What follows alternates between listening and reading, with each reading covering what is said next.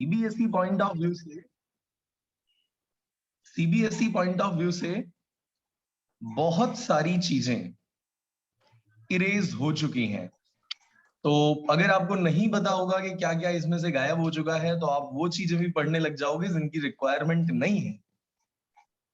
तो the first thing which you have to read is the point number 9, जिसमें आपको electromagnetic waves के definition और इंट्रोडक्शन के बारे में बताया गया है।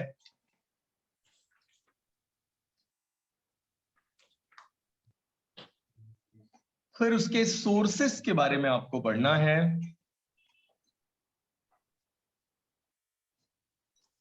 Then we will come towards the mathematical expression of EM waves. Electromagnetic waves के मैथमेटिकल एक्सप्रेशन की तरफ जाएंगे। फिर प्रॉपर्टीज की बात करनी है, एंड उसके बाद इलेक्ट्रोमैग्नेटिक स्पेक्ट्रम और प्रोडक्शन, डिटेक्शन एंड यूजेस। ठीक है, तो बेसिकली डिस्प्लेसमेंट करंट वाला जो पॉइंट है वो हट चुका है। डिस्प्लेसमेंट करंट आपको नहीं देखना है, उसका एक्सप्रेशन नहीं देखना है। मैक्सवेल का ये जो पूरा कंसेप्ट था वो पूरी चीजें इरेज हो चुकी हैं। सो डोंट वरी, अच्छा खासा पार्ट इसका गायब हो चुका है। जो बचा हुआ है हम उसी को डिस्कस कर रहे होंगे। ठीक है, अच्छा अभी से ही लीव करना चालू कर दिया, अमेजिंग, बहुत सही। मतलब जितना काम का था मिल गया बस सर, अब आप खत्म, अब हम देख लेंगे जो भी करना है। चलिए ठीक है, तो लेट्स स्टार्ट द सेशन। सबसे पहले हम समझते हैं कि ये इलेक्ट्रोमैग्नेटिक वेव्स होती क्या है।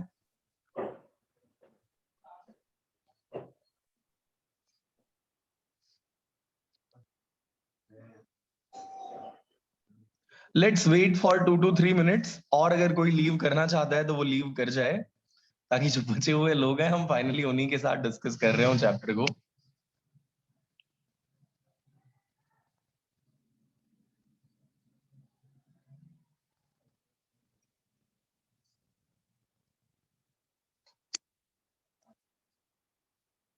Hello Prince.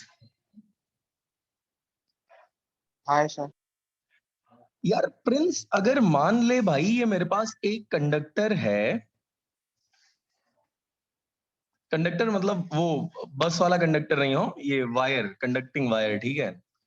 तो मेरे पास एक कंडक्टर है दोस्त, अगर मुझे इसमें करंट फ्लो करानी है तो मुझे क्या करना चाहिए इसके across? Magnetic field produce. Sir flux change कर सकते हैं। फ्लक्स चेंज कर सकते हैं, ठीक है। और क्या किया जा सकता है? वोल्टेज अप्लाई कर सकते। वोल्टेज, इसकी जगह पे हम बोल सकते हैं बच्चे कि पोटेंशियल हम, डिफरेंस। Yes very good. तो यहां पर आप अप्लाई कर सकते हो पोटेंशियल डिफरेंस। अगर आपने पोटेंशियल डिफरेंस अप्लाई किया, यानी एक टर्मिनल को पॉजिटिव बना दिया। विश्वा, कैसे पॉजिटिव बनाएंगे एक टर्मिनल को हम? उस टर्मिनल को बैटरी के पॉजिटिव सेल के साथ, यानी पॉजिटिव टर्मिनल के साथ हम क्या कर देंगे? कनेक्ट कर देंगे। एंड उसके दूसरे एंड को हम नेगेटिव टर्मिनल के साथ कनेक्ट कर देंगे।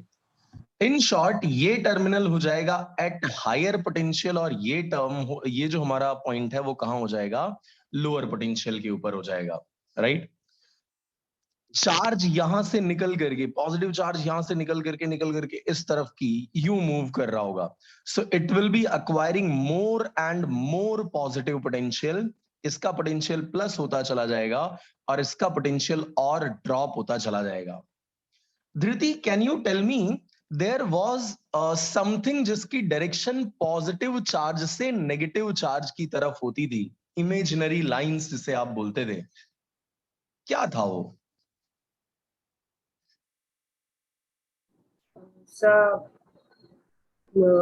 Electric field lines. Very good, the answer is electric field lines. यार यू कैन सी, मैं कंटिन्यूअसली यहां पे चार्ज को क्या कर रहा हूं? इंक्रीज करते जा रहा हूं। पॉजिटिव भी इंक्रीज हो रहा है, नेगेटिव भी इंक्रीज हो रहा है। तो जो इंटेंसिटी ऑफ इलेक्ट्रिक फील्ड है, वो intensity of electric field time के साथ वेरी करना चालू करेगी। क्या हम इस बात से एग्री करते हैं? यस और नो? अरे यार, चार्ज यहाँ इंक्रीज होते जा रहा है, यहाँ नेगेटिव चार्ज इंक्रीज होते जा रहा है, तो क्या ये इलेक्ट्रिक फील्ड जो है टाइम के साथ चेंज होना चालू हो जाएगी? यस और नो? सर डीसी सोर्स है तो कैसे होगा sir? I am talking about this conductor, इसकी बात कर रहा हूं मैं सिर्फ, द्वारकेश। सर ये potential difference across the ends तो सेम ही रहेगा ना हर बार? हाँ, इसके इसके एंड्स के अक्रॉस वो पोटेंशियल डिफरेंस सेम है, बट जस्ट इमेजिन कि अगर मैं ये इसको 2 मिनट के लिए मैंने हाइड कर रखा है, ठीक है? आई एम सेइंग कि मैं यहां से पॉजिटिव्स निकाले जा रहा हूं और इस तरफ पॉजिटिव नेगेटिव दिए जा रहा हूं, ठीक है? यहां से निकाले जा रहा हूं आयंस को और दूसरी तरफ मैं सप्लाई किए जा रहा हूं, तो क्या होगा? यहाँ का जो इलेक्ट्रिक फील्ड का वैल्यू है, क्योंकि चार्जेस इंक्रीज होते जा रहे हैं, राइट? तो इलेक्ट्रिक फील्ड की इंटेंसिटी क्या होती चली जाएगी? इंक्रीज होती चली जाएगी। आई एम ट्राइंग टू से इज, अभी के लिए आप इस बैटरी को कंसिडर नहीं करो, इसको समझ लो कि ये सर्किट में नहीं है। आप अपने हाथ से ही एक तरफ नेगेटिव चार्जेस को ले जाकर के कलेक्ट करना चालू कर देते हो। सो इलेक्ट्रिक फील्ड की इंटेंसिटी क्या होती जाएगी? इंक्रीज होती जाएगी। यानी ये इलेक्ट्रिक फील्ड टाइम के साथ क्या करने लगेगी? वेरी करने लगेगी। अग्री करते हो दोस्त इस बात से या? Yes sir. ओके, सो ये जो है, ये हमारी इलेक्ट्रिक फील्ड टाइम के साथ क्या होना चालू हो गई है? चेंज होना चालू हो गई है, वेरी होना चालू हो गई है। अब जैसे ये टाइम के साथ वेरी होने वाली जो इलेक्ट्रिक फील्ड हमारी बनी है, या जिसको हमने सिंपली बोल दिया हुआ था कि हमने पोटेंशियल डिफरेंस अप्लाई किया है, तो सर्किट के अंदर क्या फ्लो होना चालू हो जाती है? ऑब्वियस सी बात है, करंट। Very good. तो करंट का जो सोर्स है, करंट का जो सोर्स है, वो अभी तक हम समझते थे कि पोटेंशियल डिफरेंस होना चाहिए, लेकिन पोटेंशियल डिफरेंस के पीछे अगर हम जाएं और इसके बैकग्राउंड के अंदर जाएं, तो उसका रीजन है इलेक्ट्रिक फील्ड, राइट? ये जो इलेक्ट्रिक फील्ड है, इसी इलेक्ट्रिक फील्ड की वजह से पोटेंशियल दोनों एंड्स का चेंज हुआ, और वही चेंज होने की वजह से सर्किट में क्या आई है? करंट आई है। तो यार, ये जो बिचौलिया है ना, जो मीडियोकर है ना, इसको हम हाइड कर देते हैं, गायब कर देते हैं 2 मिनट के लिए। यानी करंट के लिए किस चीज की रिक्वायरमेंट हमें होती है? इलेक्ट्रिक फील्ड की रिक्वायरमेंट होती है। सही है, राइट? Yes sir. तो एक इलेक्ट्रिक फील्ड अगर करंट को मैन्युफैक्चर कर सकता है, अगर हम बात करें इस इलेक्ट्रिक फील्ड की, तो this electric field is creating current, right? And you know, current को क्रिएट करने का एक और तरीका है, जो आपने बताया था द्वारकेश मुझे शुरू में, कि सर मैग्नेटिक फ्लक्स को चेंज कर दो इसके, राइट? मतलब ये है कि अगर करंट आपको प्रोड्यूस करनी है, तो आप मैग्नेटिक फील्ड को भी वैरी कर सकते हो, राइट?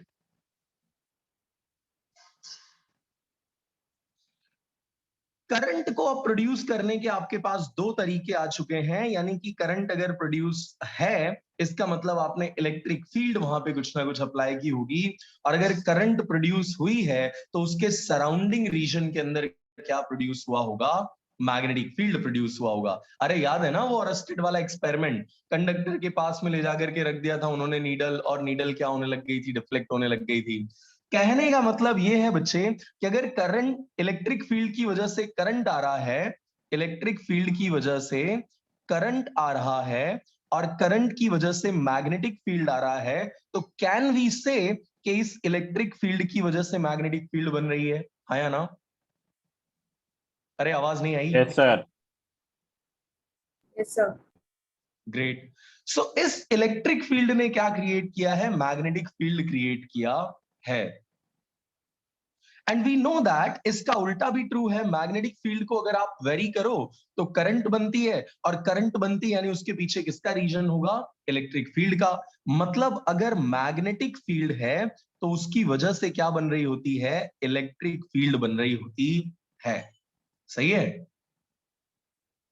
Yes sir. अब इसके इसके ऊपर से एक बड़ी ही इंपॉर्टेंट कंक्लूजन हम करने वाले हैं, and that conclusion will initiate the definition of EM waves. उसी कंक्लूजन के ऊपर से किसकी डेफिनेशन बनने वाली है? इलेक्ट्रोमैग्नेटिक वेव्स की डेफिनेशन बनने वाली है। तो कॉन्सेंट्रेट करना। अगर अगर हमारे पास कोई चार्ज ऑसिलेट कर रहा है या एक्सेलरेट कर रहा है, चार्ज ऑसिलेट करे, या दिस इज पॉइंट नंबर 1, या तो दूसरा वो क्या कर रहा हो, एक्सेलरेट कर रहा हो। सो अगर कोई चार्ज हमारा ऑसिलेट कर रहा है या एक्सेलरेट कर रहा है, तो एट दैट टाइम वो अपने पास में एक time varying electric field create करता है। एंड यू कैन इमेजिन, अगर कहीं पे टाइम वैरिंग इलेक्ट्रिक फील्ड बनी है तो बोलो क्या बनेगी? Magnetic field. Yes, time varying magnetic field बनेगी। एंड जब हमने इन दोनों के नेचर को ऑब्जर्व किया केवल, तो हमें पता चला कि अगर इलेक्ट्रिक फील्ड ऐसे है, ऐसे ऑसिलेट कर रही है दोस्त, तो उस टाइम पर मैग्नेटिक फील्ड का ऑसिलेशन इसके परपेंडिकुलर चल रहा होता है, राइट? सो यहां एक और टर्म हम ऐड करेंगे, प्रोपगेशन कैसा हो रहा है? Mutually perpendicular to each other.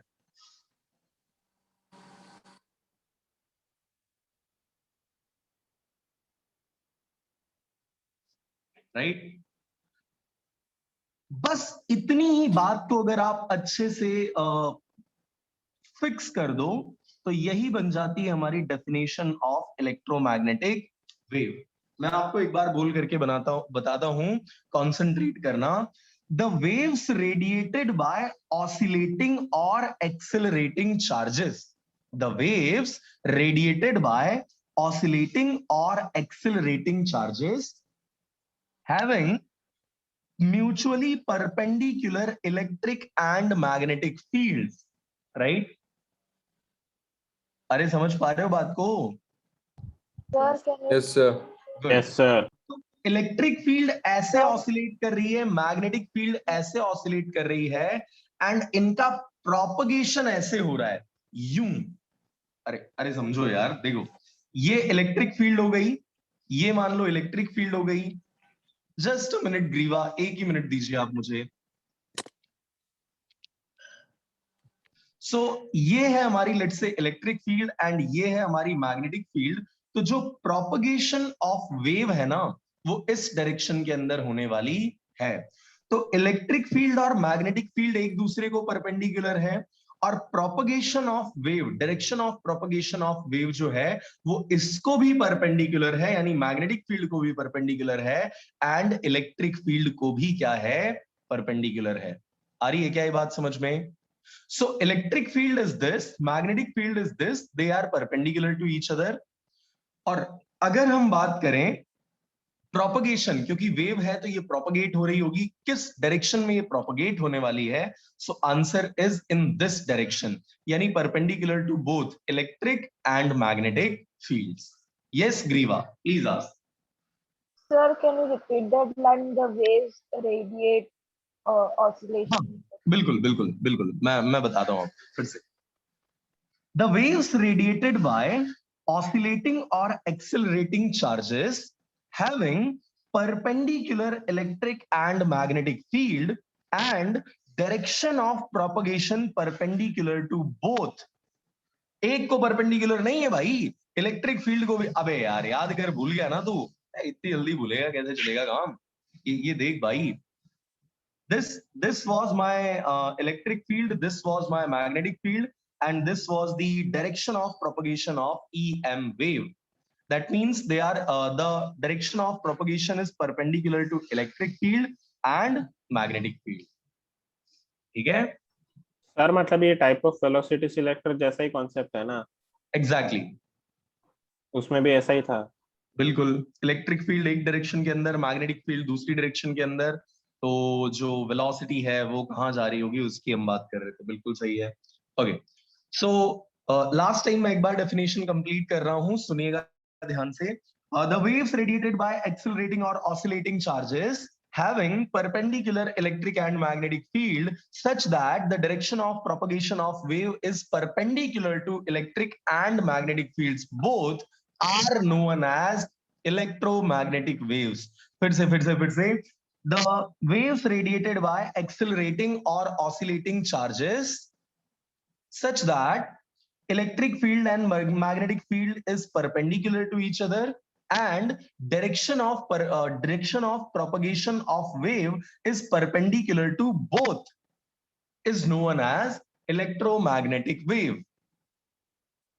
अच्छा, अब ये जो इलेक्ट्रोमैग्नेटिक वेव्स है ना, ये दोनों जगहों पे ट्रेवल कर सकती हैं, चाहे वो वैक्यूम हो, चाहे वो कोई मीडियम हो, इन दोनों में से कहीं पर भी ये ट्रेवल कर सकती हैं.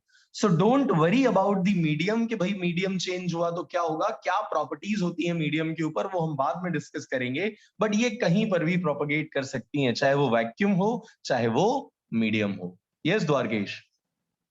सर ये इलेक्ट्रिक और मैग्नेटिक फील्ड्स है वो एक्सटर्नल है या चार्ज की खुद की है?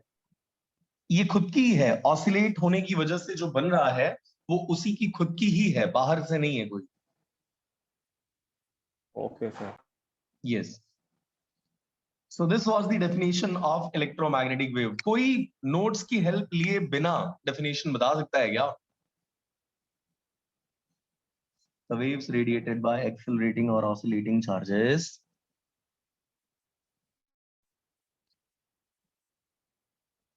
having perpendicular electric and magnetic field and direction of propagation perpendicular to both bracket के अंदर electric field and magnetic field is known as electromagnetic wave. Only one student. Oh, अरे यार, जोक हो गया ये तो.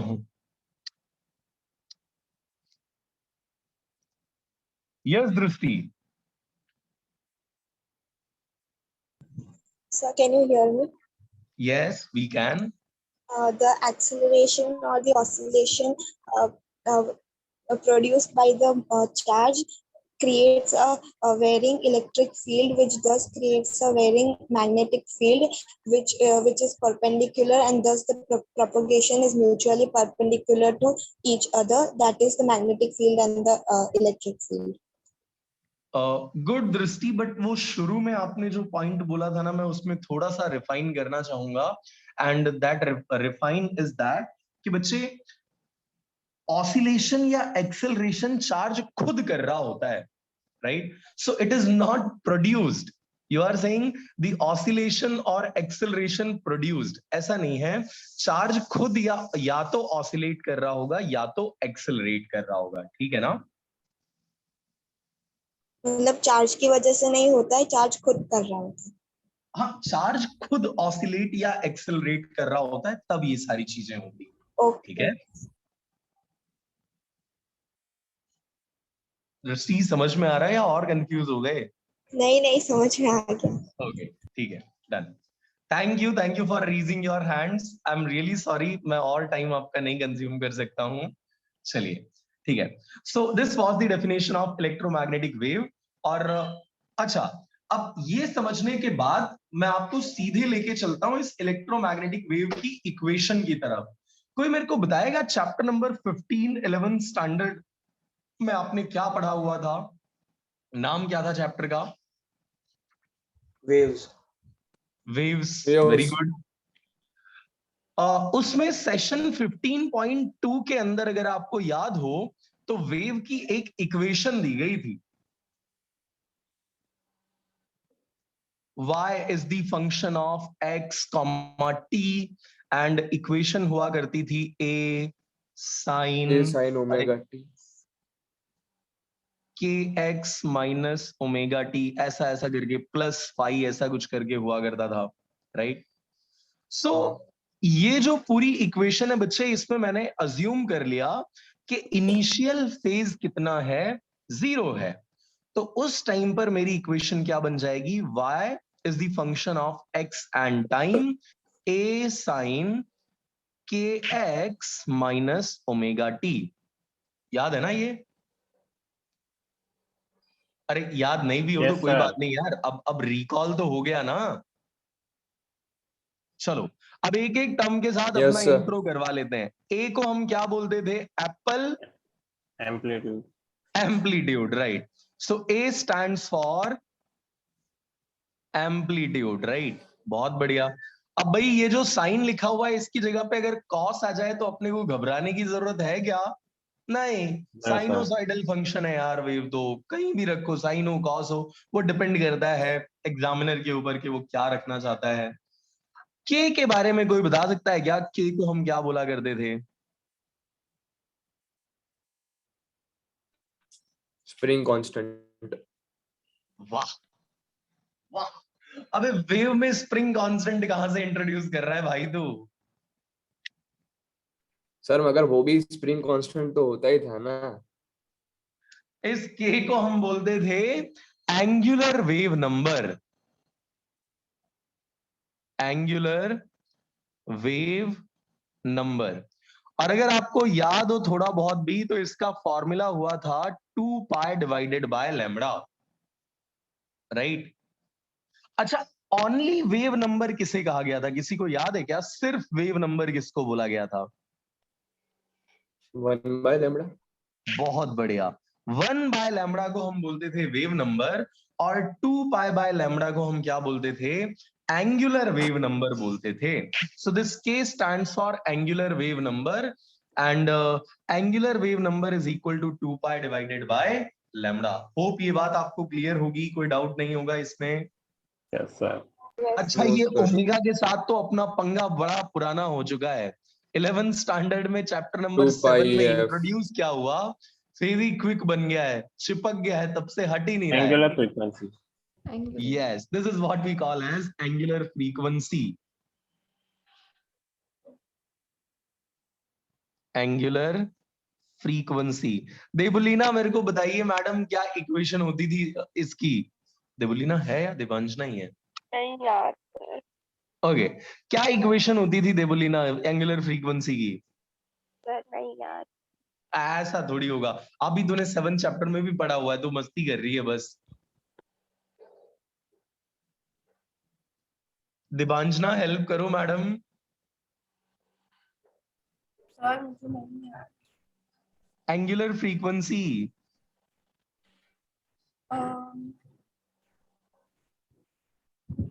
2 pi f। यस, 2 पाई F, बिल्कुल सही है द्वारकेश, बिल्कुल सही है दिवांजना। इसको हम 2 pi divided by capital T भी लिखा करते थे, और 1 by time period is known as frequency, so 2 pi nu भी इसे लिखा जा सकता है, राइट? ये हमारी इक्वेशन होती थी। अब यार, अगर इसका मैं आपको ग्राफ बना के बताऊं ना, ये वाली वेव का, तो वो ग्राफ आपने कुछ इस तरीके का देखा था, ऐसा, ठीक है? This is my x direction and this is y direction. यार जरा ध्यान से देखो, y के ऊपर जो वैल्यू है ना, y के ऊपर जो डिस्प्लेसमेंट का वैल्यू है, वो हर इंस्टेंट के ऊपर क्या हो रहा है? चेंज हो रहा है, राइट? और वेव आपकी किस डायरेक्शन में प्रोपगेट कर रही है? एक्स डायरेक्शन में। तो जिस डायरेक्शन में प्रोपगेट होगी वो यहां रिफ्लेक्ट होगा। ध्यान देना बात को, जिस डायरेक्शन में वेव प्रोपगेट कर रही है ना, वो डायरेक्शन कहां पे रिफ्लेक्ट होगी? यहां पे। और जिस डायरेक्शन के अंदर इसका ऑसिलेशन हो रहा है, वो कहां पे दिखाई पड़ेगा? एलएचएस में दिखाई पड़ेगा। बोलो, आ रही है क्या ये बात समझ में? Yes sir. तो मैंने आपको बताया कि यहाँ दो वेव्स की दो चीजों की हमें बात करनी है। एक है इलेक्ट्रिक फील्ड और दूसरी है मैग्नेटिक फील्ड। तो अगर मैं इलेक्ट्रिक फील्ड और मैग्नेटिक फील्ड के लिए 3 डायमेंशनल फॉर्म के अंदर ये ड्रॉ करके आपको बताऊं कि भाई क्या स्टेटस है। आई नो मेरी ड्राइंग बड़ी खराब है, बट फिर भी आई एम ट्राइंग, तो प्लीज मजाक नहीं उड़ाना यार। उड़ा भी सकते हो, कोई दिक्कत नहीं है वैसे, ठीक है? चलो, ये मैंने ले लिया है z direction, this is my z direction, and this is x direction, और ये है हमारी y डायरेक्शन, ठीक है? कॉन्सेंट्रेट कीजिएगा बात के ऊपर। ये मैंने तीनों आपको डायरेक्शंस बता दिए हैं। If I am talking about electric field, तो कौन मुझे बताएगा इलेक्ट्रिक फील्ड ऑसिलेट किस एक्सिस के अलोंग कर रही है? जैसे ये ऑसिलेट कर रहा था वाई एक्सिस के अलोंग, वैसे इलेक्ट्रिक फील्ड किस एक्सिस के अलोंग ऑसिलेट कर रही है? एक्स। बिल्कुल सही है, एक्स एक्सिस के अलोंग। द्वारकेश, अभी हमने डिस्कशन में आपको बताया था कि जिस एक्सिस के अलोंग ऑसिलेट करता है वो वाई लेफ्ट साइड आएगा, एलएचएस साइड में आएगा। LHS साइड आएगा। Very good. So we will write electric field, और क्योंकि इसका ऑसिलेशन हो रहा है एक्स डायरेक्शन के अंदर, तो हमने क्या लिख दिया? ई सफिक्स के अंदर एक्स, राइट?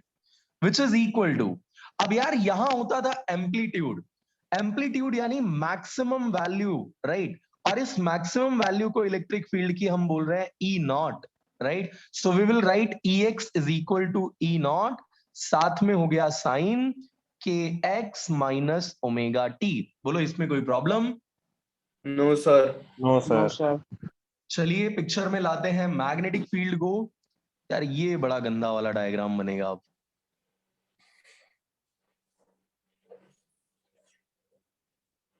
वाह भाई, इतने कुछ कर लिए लेकिन ये डायग्राम मेरे से कभी ढंग का नहीं बनता। इसमें इसमें हर बार मेरे को अभिनव सर को याद करने की जरूरत पड़ती है। परफेक्शनिस्ट है यार वो डायग्राम वायग्राम बनाने के मामले में। अब देखना यार इसको, ये है हमारी magnetic field.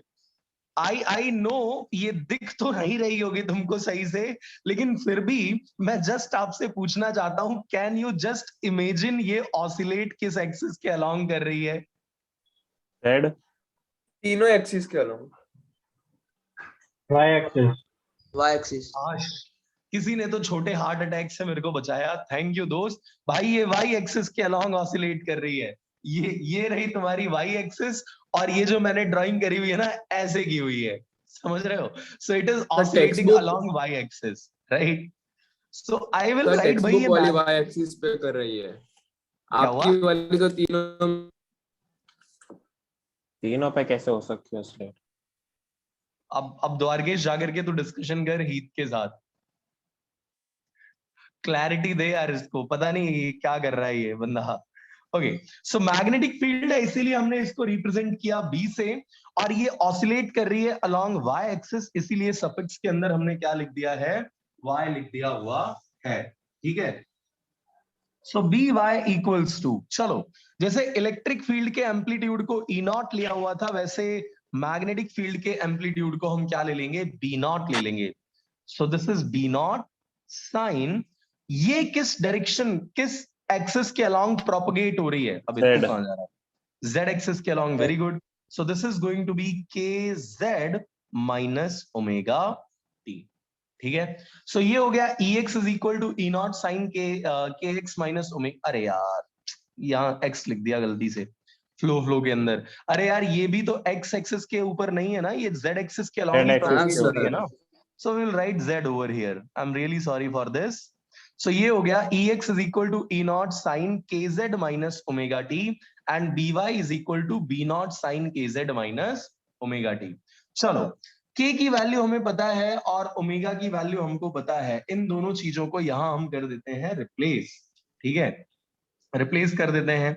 So on replacing EX is equal to हमारा हो जाएगा E naught sin k की जगह पे 2 pi divided by lambda into x minus omega की जगह पे 2 pi divided by T into small T.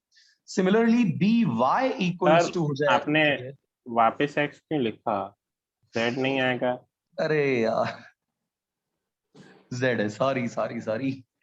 B not sine के की जगह पे फिर से हम रिप्लेस करेंगे 2 पाई बाय लैम्डा, यहां है Z माइनस ओमेगा की जगह पर 2 पाई बाय टी और साथ में हो जाएगा small T.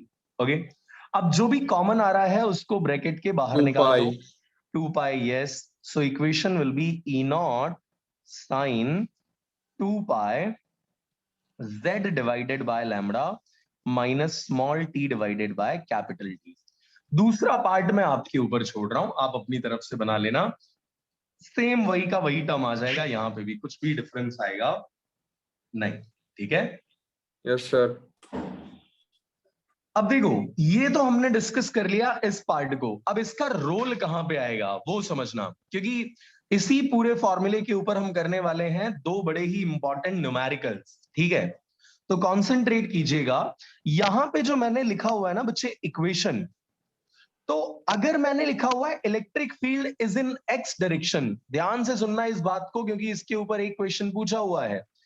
Electric field is in x direction and you can see propagation किसके अलोंग है? जेड के अलोंग है, राइट?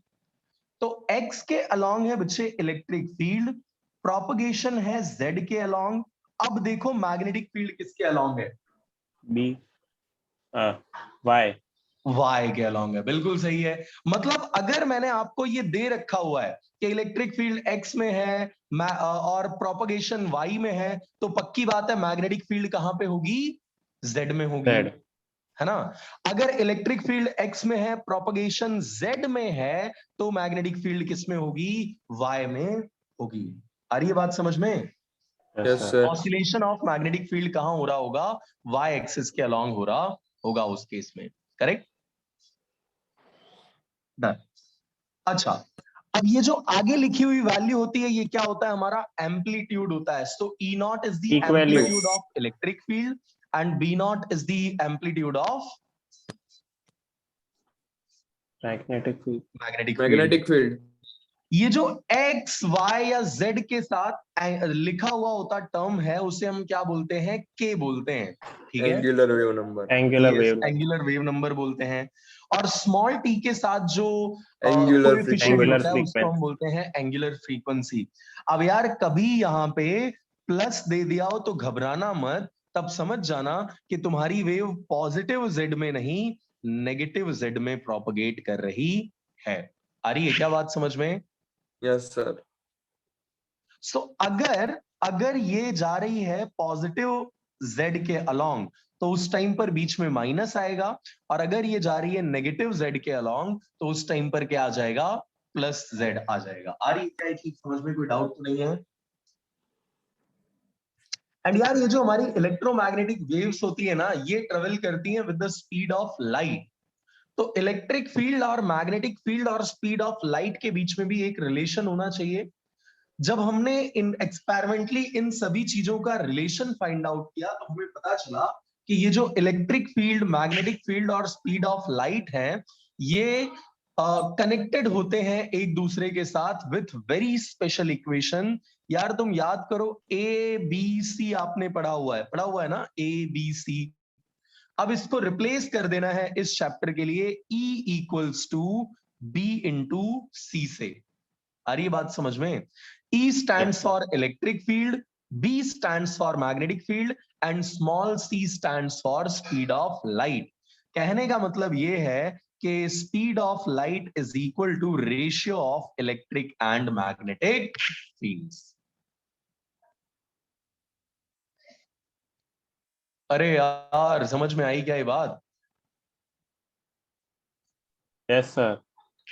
कहने का मतलब ये है कि अगर आपको सी की वैल्यू यानी कि स्पीड ऑफ लाइट की वैल्यू चाहिए किसी भी मीडियम के अंदर, तो उस मीडियम में ये जो इलेक्ट्रिक फील्ड की वैल्यू है इस इक्वेशन की, और मैग्नेटिक फील्ड की जो वैल्यू है उसको ले जाकर के रख दो, या इसी को हम लिख रहे होते हैं C is equal to E nought divided by B nought. ठीक है। सो दोनों ही इक्वेशंस वैलिड इक्वेशंस हैं, दोनों में से आप कोई भी यूज कर सकते हो अकॉर्डिंग टू द सिचुएशन। चलो अब इसके ऊपर न्यूमेरिकल कर लेते हैं, क्योंकि वो ज्यादा जरूरी है। ठीक है। अच्छा, फिर से एक बात, अगर ये पॉजिटिव जेड में जा रही है तो बीच में क्या आएगा? Minus. माइनस आएगा। और अगर नेगेटिव जेड में जा रही है तो Positive हो जाएगा वो, plus. गुड। चलिए ठीक है। अब दो न्यूमेरिकल हम इसके ऊपर देख लेते हैं, इसी इक्वेशन के ऊपर, ताकि पूरा कंसेप्ट आपका यहाँ पे क्लियर हो जाए। देखो, मैं क्वेश्चन लिख दे रहा हूं, आप मेरे को क्वेश्चन नंबर बता दीजिएगा, जीएससीबी और सीबीएसई दोनों के नोट्स में से। ठीक है। एक क्वेश्चन में हमें दिया हुआ है magnetic field at y is equal to 2 into 10⁻⁻7 sine 0.5 into 10⁻³ plus 1.5 into 10⁻11t। The 39th question है CBSE. सर सीबीएसई हमारे का में 39 है, 53 है। TSU 53 53 है। ओके, तो ये इक्वेशन बच्चे हमको दे रखी है। अब यार अगर मैं आपको मैग्नेटिक फील्ड की इक्वेशन की तरफ लेके जाऊं, तो अभी हमने देखा था B y is equal to B not sine omega into k into z, right. But the problem is कि यहां जेड की जगह पर क्या दे दिया है? एक्स दे दिया है। सही बात है। Yes. तो आई विल राइट के एक्स प्लस क्या हो जाएगा? ये है ओमेगा और ये रहा टी, प्लस हो गया ओमेगा टी। क्लियर है ये बात? चलो पहला क्वेश्चन, यस देवोलीना। सर ये जो मैग्नेटिक फील्ड का जो डायरेक्शन ऑफ प्रोपगेशन है वो बाय डिफॉल्ट जेड ही है कि कुछ और हो सकता है? नहीं नहीं नहीं, कुछ भी हो सकता है। मैंने आपको बताया ना कि वो x में भी प्रोपगेट कर सकती है, y में भी प्रोपगेट कर सकती है, z में भी प्रोपगेट कर सकती है, depending on oscillation of electric field and magnetic field किस डायरेक्शंस के अंदर है। ठीक है, ओके। गुड। तो यार पहला क्वेश्चन तो मेरा आपसे ये है कि मेरे को ये बताओ डायरेक्शन ऑफ प्रोपगेशन क्या है। सर नेगेटिव एक्सिस में है, negative x. Yes, answer is negative x axis. अरे यार याद है ना, बताया था कि अगर यहाँ प्लस आ जाए तो नेगेटिव वाली वैल्यू होगी उस एक्सिस की। याद है ना वो प्लस जेड तो और माइनस Yes, जेड sir. वाला केस। ओके, सो प्रोपगेशन हो जाएगा माइनस एक्स एक्सिस के along. And as I told you कि एक्स के साथ जो भी मल्टीप्लाई करता है उसे हम बोलते हैं के। तो एक्स के Angular साथ यहाँ multiply, yes, angular wave number. तो यहाँ के की वैल्यू क्या हो जाएगी, 0.5 इंटू 10⁻³ कोई मेरे को इसका यूनिट बता सकता है क्या?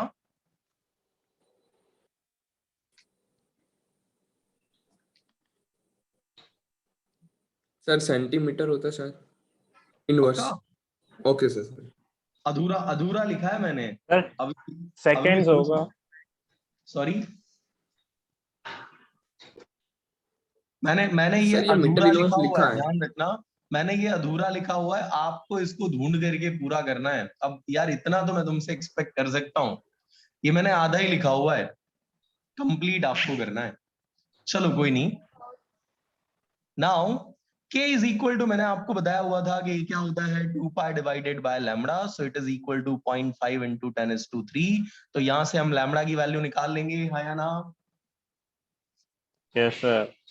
सो lambda is known as wave length. And पहला क्वेश्चन में हमको यही पूछा हुआ था कि वेव लेंथ कितना होगा, तो वेव लेंथ मैंने आपको यहाँ पर निकलवा दी है। सो ये first part of the question है। In the second part of question हमें निकालना है फ्रीक्वेंसी, यानी फर्स्ट का ही जो दूसरा पार्ट है उसमें। तो यार देखो टी के साथ जो मल्टीप्लाई करता है उसको एंगुलर क्या बोलते फ्रीक्वेंसी। हैं? Very good, omega.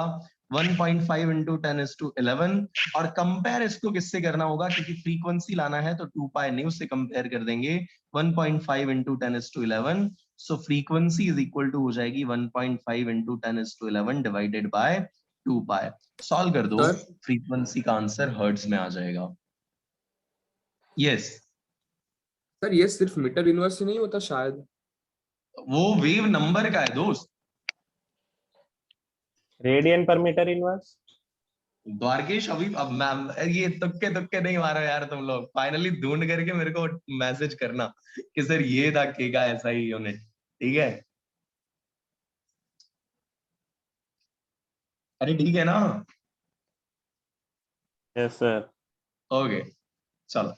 सो ये हो गया हमारा फर्स्ट एंड सेकंड पार्ट, जिसमें हमने फ्रीक्वेंसी एंड वेवलेंथ ये दोनों फाइंड आउट कर लिया है।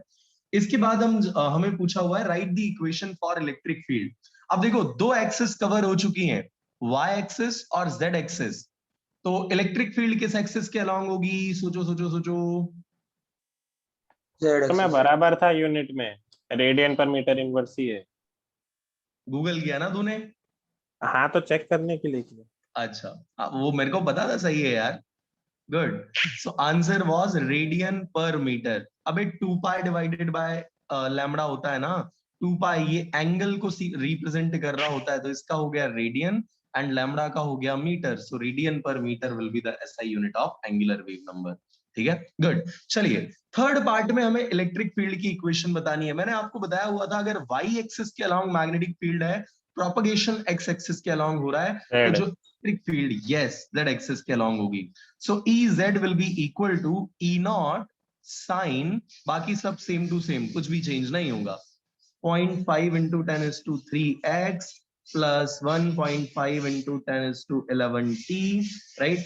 बट E0 की वैल्यू अपने को पता नहीं है, तो याद करो ABC की जगह पर हमें क्या याद रखना था, EBC। So the equation E is will be equals to BC। E0 equals to B0 into C. From here E0 can be written as B0 की वैल्यू कितनी है, 2 इंटू 10⁻⁻7 एंड C की वैल्यू होती है 3 into 10⁻8 metre per second for free space और vacuum. So your answer will be 60. 60 volt per meter. लगा दो यहाँ पे, आ गया answer 60 sin 0.5 into 10 is to 3x plus 1.5 into 10 is to 11t.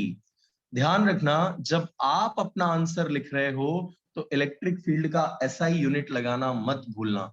यहां हमको क्वेश्चन में दिया हुआ था या नहीं दिया हुआ था, I don't remember, but still जब आप अपना आंसर लिखोगे तो यहां पे आपको एसआई यूनिट जरूर लिखना है, उसमें भूल नहीं जाना, ठीक है।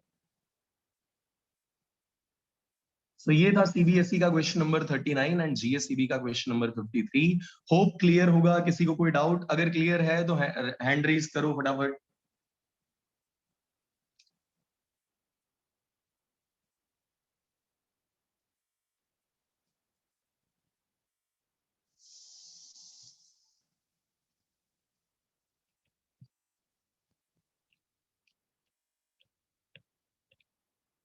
Okay, thank you. So this was question number 39 and 53, CBSE and GSEB respectively. एक और क्वेश्चन ले लेते हैं सेम पैटर्न के ऊपर। मैं इक्वेशन लिख रहा हूं, कॉन्सेंट्रेट कीजिएगा। E equals to 3.1 cos 1.8 y plus 5.4 t into 10⁸ t, और इसके बाद में लिखा हुआ है I कैप वोल्ट पर मीटर। सर गुजरात बोर्ड का 58 है, जीएसईबी का 58 है। Thank you. 40. ओके, धन्यवाद। चलिए देखते हैं अब। यार यू कैन सी कि इस बार इलेक्ट्रिक फील्ड में यहां ना तो x लिखा हुआ है ना y लिखा हुआ है, कुछ नहीं लिखा आई हुआ है। कैप दिया है ना पीछे। आई कैप दिया हुआ है ना sir. x direct negative x axis में। यस। ओके। तो यार यू कैन सी बीच में दिया हुआ है पॉजिटिव, x डायरेक्शन नहीं आएगी द्वारकेश, यहां लोचा कर दिया तुमने। आई को सर जनरली x नहीं गिनते। बिल्कुल नेगेटिव सही बात है आपकी, लेकिन इलेक्ट्रिक फील्ड का ऑसिलेशन हो रहा है आई के उसमें, यानी x axis propagation negative x axis, negative y होगा। y axis sorry. यस, ठीक है। चलो सर ये पता तो नहीं ये चला हम आप लिख, बोले। सॉरी, सर ये जो आप बोले ना वाई में कैसे आया वो पता नहीं चला। हाँ मैं आता हूं उसके ऊपर। नाउ क्वेश्चन में हमको यहां पर दिया हुआ था electric field is in I cap वाली डायरेक्शन। आई कैप यानी कौन सी डायरेक्शन हो चुकी है? x, तो मैंने लिख दिया Ex is equal to 3.1 cos, और ये फॉर्मेट हमने तैयार कर दिया, ऐसा यूनिट भी हमने लगा दिया है। चलो अब देखना, यहां पे दिया हुआ है y, यानी प्रोपगेशन होगा y के अलोंग, लेकिन पॉजिटिव y होगा या नेगेटिव y होगा वो डिसाइड करेगा ये साइन, ठीक है।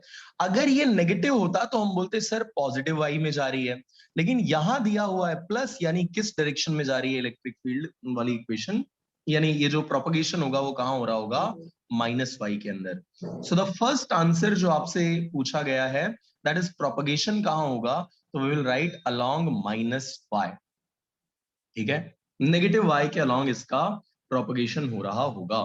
क्लियर है क्या ये बात? किसी को डाउट इसमें? Yes sir. Yes sir. अब ये जो y के साथ मल्टीप्लाई कर रहा है इसको हम क्या बोलते हैं? Angular wave number k, angular wave number 1.8 unit. अब याद हो जाना चाहिए रेडियन पर मीटर या रेडियन मीटर इनवर्स। k की वैल्यू को रिप्लेस कर देते हैं by 2 pi divided by lambda, answer is 1.8। यहां से लैम्डा को सब्जेक्ट बना दो, 2 पाई डिवाइडेड बाय 1.8। यार अब तुम इसको सॉल्व कर लोगे ना? Yes sir. तो ये हो जाएगा आपका वेवलेंथ का वैल्यू। थर्ड क्वेश्चन, अगर इसी का हम थर्ड पार्ट देखें तो फ्रीक्वेंसी पूछा है। टाइम के साथ जो मल्टीप्लाई कर रहा होता है कोएफिशिएंट, उसको हम बोलते हैं omega. So omega is equal to 5.4 into 10⁸ radian per second.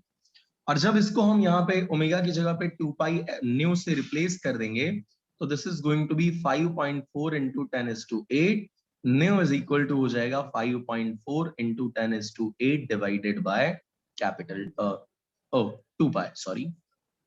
Solve कर लोगे आंसर आ जाएगा इसका। याद रखना भाई एसआई यूनिट इसका क्या होता है? हर्ट्ज होता है। तो ये यस, थर्ड सब पार्ट हो गया। फोर्थ की बात करते हैं। एम्पलीट्यूड ऑफ मैग्नेटिक फील्ड पूछा है। कोई मेरे को इलेक्ट्रिक फील्ड का एम्पलीट्यूड बता सकता है क्या यहाँ पे? 3.1 0.1 यूनिट नहीं बोला, वोल्ट पर मीटर। एम्पलीट्यूड पूछा ना सर आपने? हाँ, तो एम्पलीट्यूड यानी किसका? इलेक्ट्रिक फील्ड का। तो भाई यूनिट तो बोलना पड़ेगा ना दोस्त। 3.1 अच्छा हाँ sir. Yes, so this is 3.1 volt पर मीटर। बहुत बढ़िया। इक्वेशन हमने याद कर रखी थी EBC, तो E nought is equal to B nought into C। हमें चाहिए B नॉट, मैग्नेटिक फील्ड का पीक वैल्यू। तो ये हो जाएगा E nought divided by C। E nought है 3.1 डिवाइडेड बाय 3 इंटू 10⁸8। सॉल्व करोगे तो 1 पॉइंट इंटू 10⁻⁻8 आना चाहिए। ठीक है, -7 आया। गलत दिया होगा। Answer Okay. इज टेस्ला के अंदर। ठीक है,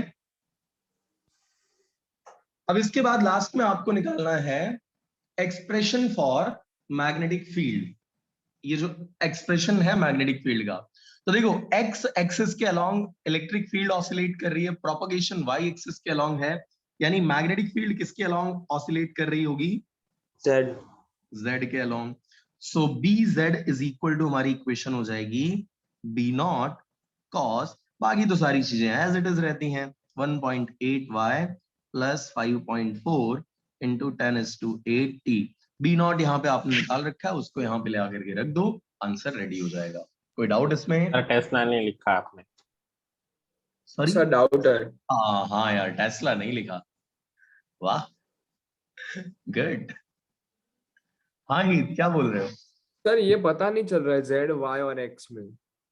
मेरे भाई यहाँ पर जो लिखा हो ना, हाँ। यहाँ पे जो लिखा हो कॉस या साइन के एंगल के अंदर, फेज के अंदर जो भी लिखा हो, उस डायरेक्शन के अंदर जा रही होगी। अगर यहाँ फेज में एक्स लिखा हुआ है तो एक्स डायरेक्शन में, पॉजिटिव या नेगेटिव वो मैं बताता हूँ।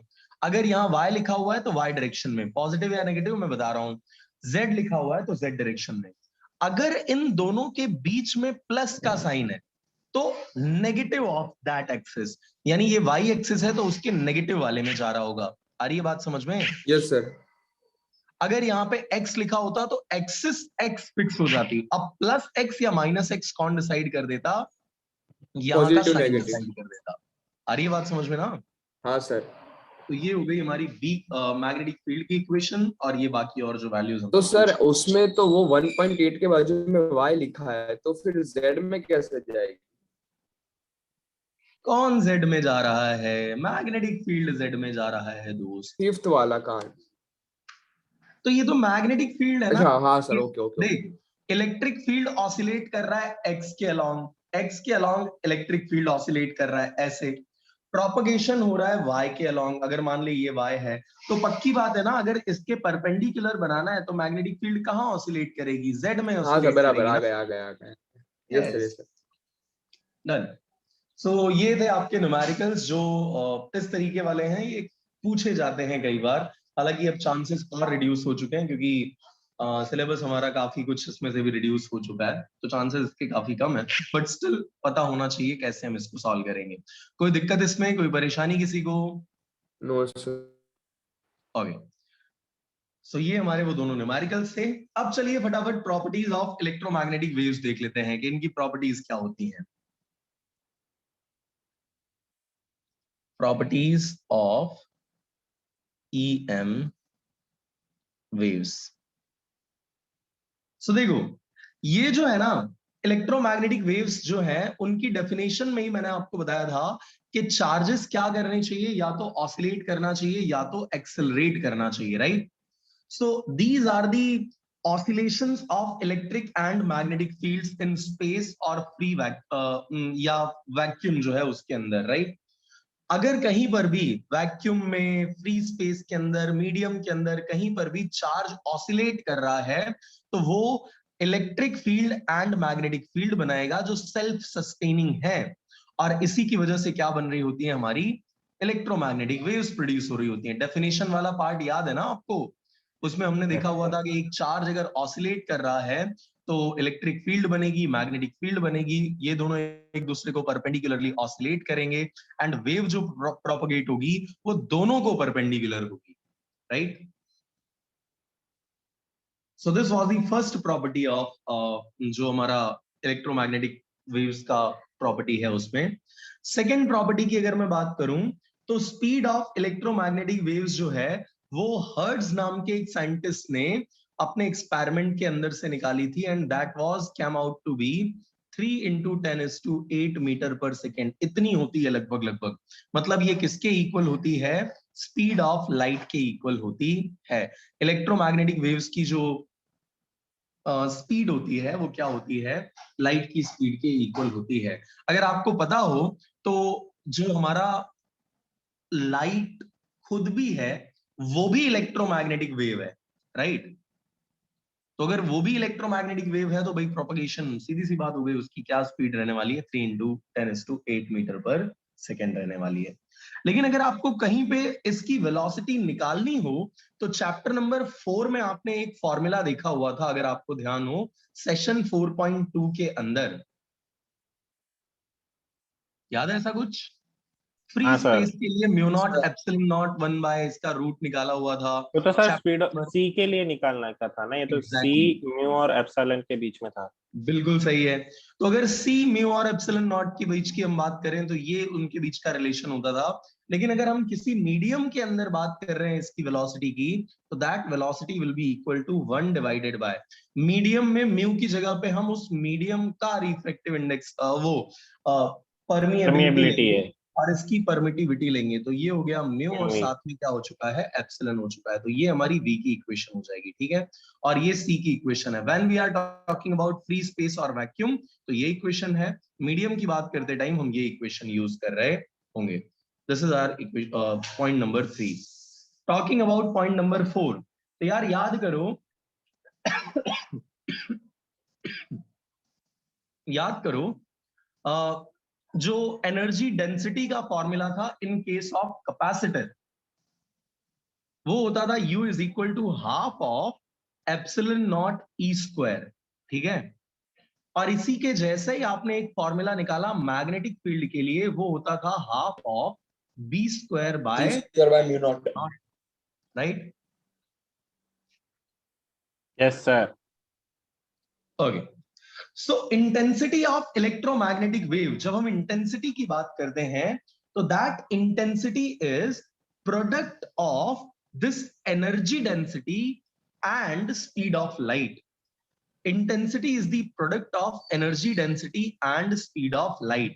तो you can see U की वैल्यू है हमारी half of epsilon not E square और साथ में हो गया है C। तो इंटेंसिटी जो हमारी इक्वल हो जाएगी वो किसके? Half of epsilon not E square C के इक्वल हो जाएगी। सिमिलरली अगर यहां पे हम फाइंड आउट करना चाहें तो we can see I is equal to U की जगह पे half of B square divided by mu nought और साथ में हो जाएगा C। तो ये इक्वेशन हमारी बन जाएगी। बोलो कोई प्रॉब्लम? No sir. अच्छा, अगर टोटल एनर्जी डेंसिटी आपको निकालना हो तो इलेक्ट्रोमैग्नेटिक वेव के अंदर कौन सी दो चीजें हैं? बताओ बताओ बताओ। Electric field and magnetic field. Very good. तो हम इलेक्ट्रिक फील्ड की एनर्जी डेंसिटी ले लेंगे, यानी इलेक्ट्रिक वाली जो, यस, ऐड और कर देंगे। साथ में हम ऐड कर देंगे मैग्नेटिक वाली को। तो this is going to be half of epsilon not E square c plus half of B square divided by mu naught into C.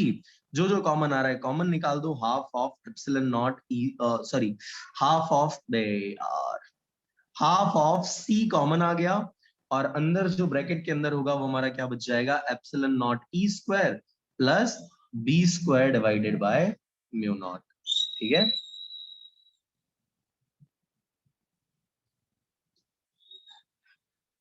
Speed के लिए तो मैंने आपको बता ही दिया था कि भाई ई बी और सी के बीच में क्या रिलेशन है? E is equal to B into c. तो ये एक इक्वेशन आपको अगेन फिर से याद रखनी है। So these are the properties of electromagnetic waves जो आपको ध्यान रखना है। इसके ऊपर से एमसीक्यूज बनाए जा सकते हैं, ठीक है? ये चैप्टर तो टर्म 2 में है ना? अरे हाँ सर। जीबी के लिए मैं ये बोल रहा हूँ इन पॉइंट्स के ऊपर बेसिकली हम क्या कर सकते हैं, एमसीक्यू क्रिएट कर सकते हैं। सीबीएसई में तो इसमें प्रॉपर्टीज डायरेक्टली पूछी जा सकती है, या तो अभी सर। जो नेक्स्ट टॉपिक हमारा आने वाला है उस स्पेक्ट्रम की जब हम बात करेंगे तो वहां से और क्वेश्चंस बनने के चांसेस होते हैं। Now last topic of this chapter is electromagnetic spectrum. Electromagnetic sir spectrum, yes. Sir इसमें एनर्जी और मोमेंटम ऑफ इलेक्ट्रोमैग्नेटिक वेव बाकी रह गया। ओके, अच्छा, हाँ, रिलेशन याद रखना पड़ेगा विश्वा उस केस में भी। Momentum is equal to energy divided by c, ये इक्वेशन आपको याद रखना है, ठीक है। इसी को हम कई बार एक प्रेशर का नाम देते हैं, रेडिएशन प्रेशर शायद उसको कहा जाता है। Yes sir. Okay, so now we are going to talk about electromagnetic spectrum, ठीक है। यार मेरे को ये याद होता नहीं था, तो एक ट्रिक बनाई हुई है छोटी सी, वो ट्रिक पहले आप नोट कर लीजिएगा, उसके बाद आगे की हम बात करते हैं। एक्सयूवी नाम की महिंद्रा की एक गाड़ी आती है, आपने सुना है क्या? Yes Yes, sir, sir. 700। 700 sorry, 700 हाँ मतलब जो भी है 700 300, याद रखते हैं हम इसको ऐसे। गाड़ी, जी स्टैंड्स फॉर गाड़ी, एक्स यू वी, ओके, गाड़ी X U V in my range, गाड़ी X U V in my range. Now इसका मीनिंग क्या है? तो G stands for gamma rays, G stands for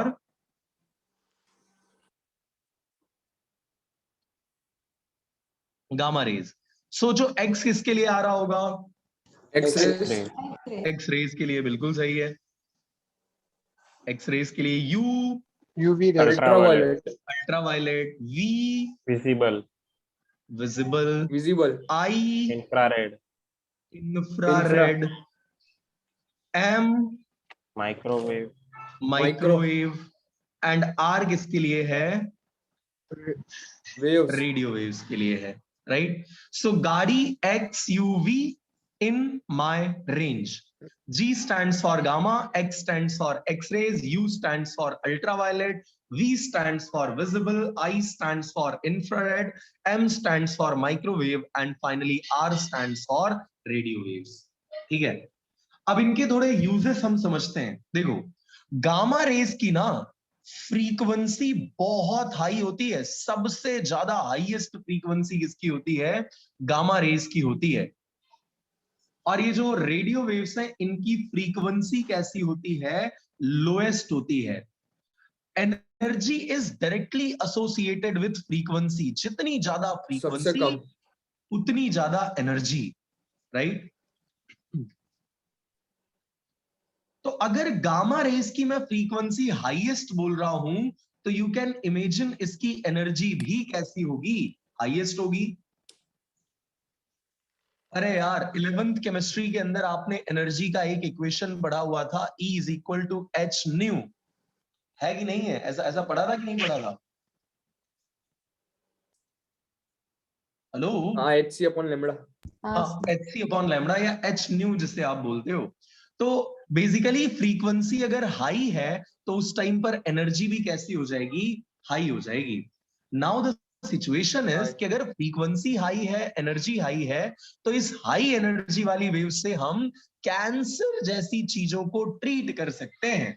cancer के सेल्स के ऊपर इसको धाए धाए धाए धाए धाए बॉम्बार्ड कर दो, टूट फूट के ऐसी तैसी हो जाएगी उसकी, right. In short, gamma rays क्या कर सकते हैं? गामा रेज कैंसर के ट्रीटमेंट के अंदर आप यूज कर सकते हो। और अगर किसी एटम के बारे में इंफॉर्मेशन चाहिए, एटॉमिक इंफॉर्मेशन, तो उसके लिए उसके ऊपर इसको बम्बार्ड कर दो, राइट। याद है ना वो रदरफोर्ड के एक्सपेरिमेंट के अंदर हमने अल्फा पार्टिकल्स वो फेंके हुए हाँ थे, सर। राइट। तो ऐसे ही अगर गामा रेज को आप फेंकते हो तो एटॉमिक इंफॉर्मेशन बड़े अच्छे से यहां पे मिल सकती है। तो this is the use and details about gamma rays. Now when we are talking about X rays, तो इसकी फ्रीक्वेंसी हाईएस्ट थी और इसकी फ्रीक्वेंसी लोएस्ट थी। इसका मतलब ये फ्रीक्वेंसी का डिक्रीज होने वाला ऑर्डर बनने वाला है, राइट? वो ये सेकंड सबसे हाईएस्ट ज्यादा, हो ये जाएगी। उससे कम, ये उससे कम, ये उससे कम, और ये लास्ट में आ जाएगा सबसे कम, राइट? नाउ एक्सरेज, अब आपने सुना होगा मेडिकल टर्मिनोलॉजी के अंदर हम बोलते हैं कि यार एक्सरे करवाने के लिए गया हुआ था। तो इसका यूज हम क्या किसके लिए करते हैं? डायग्नोसिस पर्पसेस के लिए करते हैं। किसी भी चीज का जो फ्रैक्चर हुआ तब। डायग्नोसिस, यस, डायग्नोसिस के अंदर यूज करते हैं।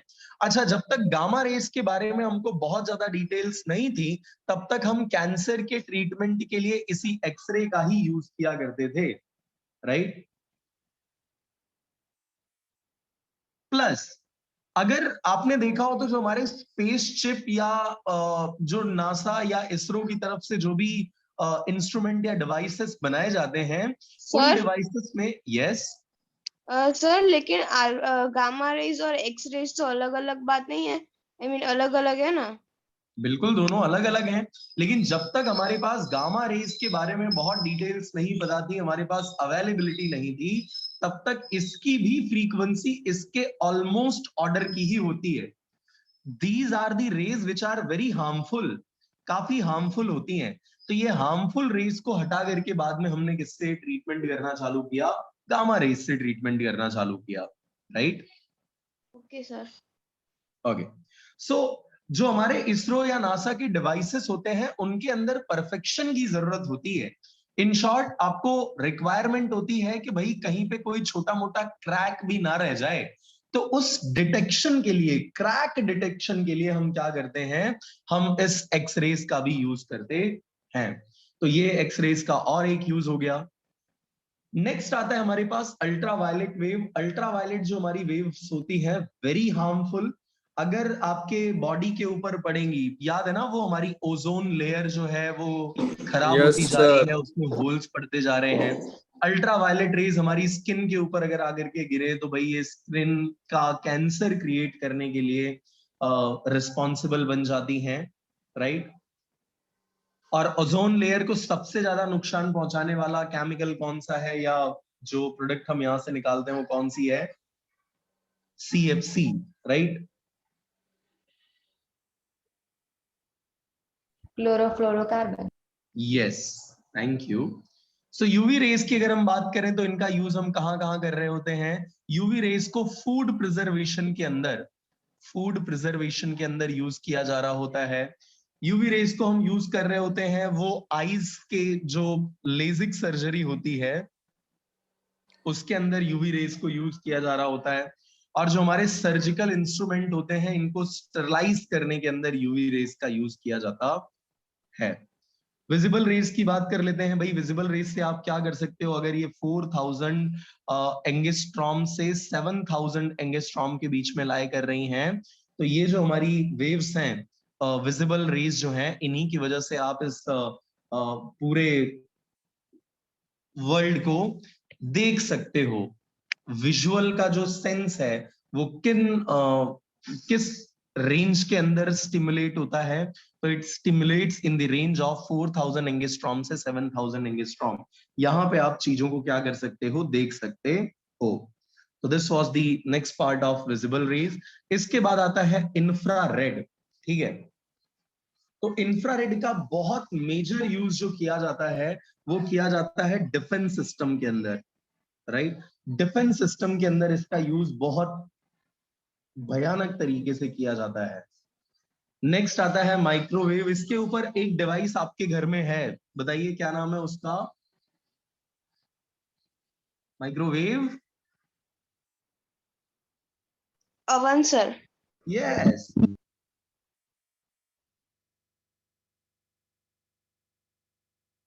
तो ये बनाने के अंदर हम इसको यूज कर रहे होते हैं। लास्ट आता है हमारे पास रेडियो वेव्स। पुराने टाइम पे हुआ करता था रेडियो का पूरा झमेला, अब तो रेडियो ऑलमोस्ट लुप्त हो चुके हैं। कार के अंदर ही वही जब हम बैठते हैं तब बजाते हैं, बाकी तो और जरूरत नहीं पड़ती है। तो ये जो रेडियो वेव्स हैं, अगर ये 88 मेगाहर्ट्ज से 108 मेगाहर्ट्ज के बीच में लाए करें तो ये हमारी बन जाती है फ्रीक्वेंसी मॉड्यूलेटेड यानी एफएम रेडियो बन जाता है। अगर आपने देखा हो तो जब आप वो रेडियो ऑन करते हो तो बोलता है 91.1 रेड एफएम या रेडियो सिटी। तो जब वो ये 91.1 बोलता है ना, तो इसका मतलब they are talking about their frequency, कि हमारी फ्रीक्वेंसी कितनी है, 91.1 मेगाहर्ट्ज की है। ठीक है।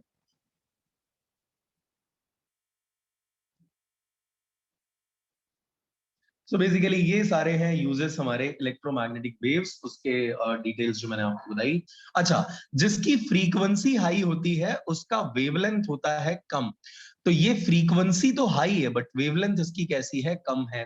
तो अगर आपसे पूछा जाता है किसकी वेवलेंथ सबसे ज्यादा होगी, आंसर इज रेडियो वेव्स की वेवलेंथ सबसे ज्यादा होगी। And if we are talking about किसकी वेवलेंथ सबसे कम होगी, तो आंसर इज गामा रेज की वेवलेंथ सबसे कम होगी।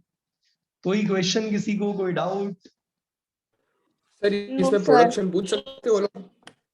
सॉरी,